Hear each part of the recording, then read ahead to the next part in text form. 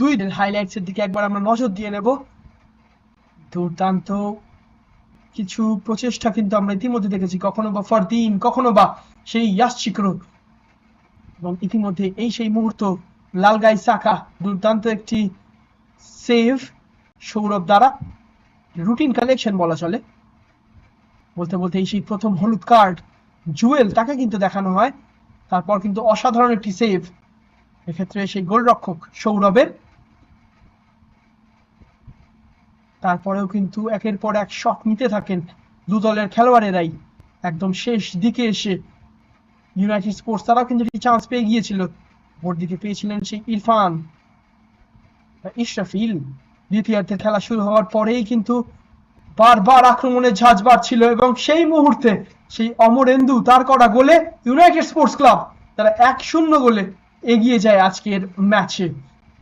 এবং তারপরে কিন্তু আবার একটি অসাধারণ গ্রাউন্ডের শট নিয়েছিলেন, সেখান থেকে কিন্তু লাভ কিছু ঘটাতে পারেনি।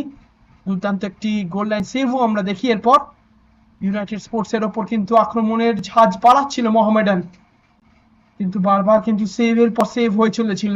মোহিত সেন নেওয়া শট অফ টার্গেট চলে যায়, এবং শেষ দিকে সেই ফারদিন তাকে বাধাপ্রাপ্ত করেন এবং পেনাল্টি কিক থেকে গোল করতে ব্যর্থ হননি মোহিতোষ রয়। মোহিতোষের করা গোলেই কিন্তু অল ইম্পর্টেন্ট ইকুয়ালাইজারটা খুঁজে পায় মোহামেডান। আর একটি শট নেন সেই হীরা মন্ডল, তবে তাও কিন্তু ক্রস বারে লেগে ফিরে আসে। তারপরেও কিন্তু একের পর এক শট, ক্রস বার, কখনো বা সেভস একের পর হতেই থাকে।